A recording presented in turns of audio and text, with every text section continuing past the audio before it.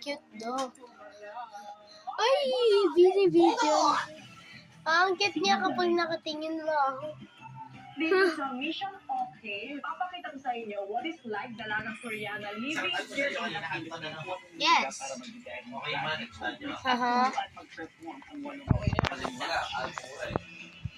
Bakit mo gusto kong bigay ng makeover? Meaning ko kasi the children are ours. Teach them well and let them be the way.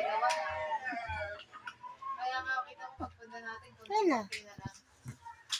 kasi yung talaga uunahin dahil ano eh. Everybody sing would like to thank.